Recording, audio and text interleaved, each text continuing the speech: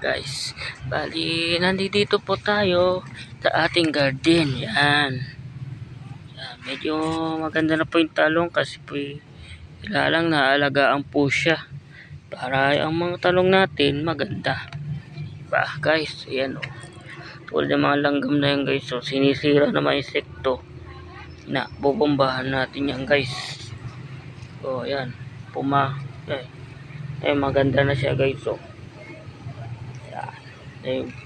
Papagandahin natin talong guys. Yan. So, okay. Yan. Ito po ang garden. Yan. Yan. Magaganda na po siya guys. So, yan. So, taas na ng talong guys. So, ano na siya? Puno na. So, ito ang papaya. Yan guys. Ang papaya. Yan. Diba? Ganda ng bunga guys. Ang papaya. Dito naman tayo talog guys. Dito naman tayo talog guys. Kasi yung halaman kilalang lagi siya naalagaan. Para ang halaman natin maganda. Yan. Para maganda yung gulay natin. Magandang anihan. Magandang harvest yan. O diba guys. Ano yung mga talong natin magandang i-harvest. Yung kamatis piso. Yan. Dating na yun na-recover na guys. So, buta na alagaan siya na-recover no.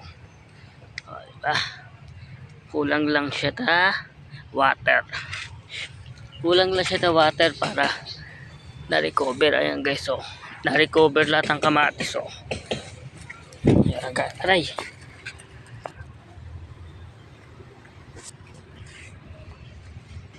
Dami langgam dito guys. Ayan guys. So, mga na-recover na yan. Oh.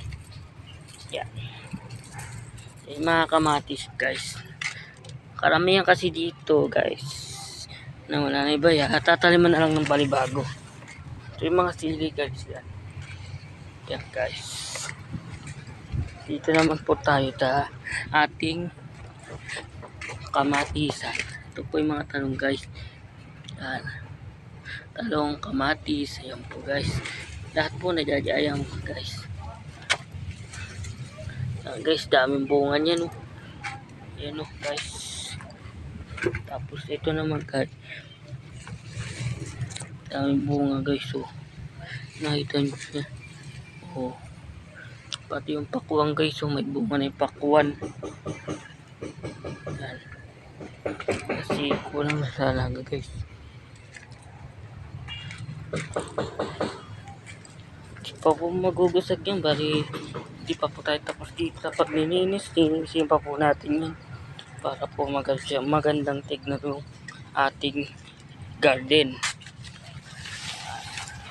Pag yung garden natin at least maganda. Guys. Oh. Nariko. Ala ha. Yeah.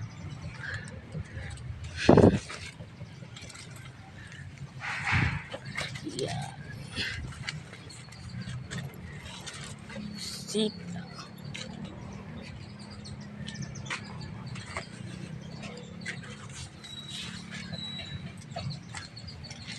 Ayan guys. Yan mo to guys. Dito po nagtatapos ang ating video. Yan guys.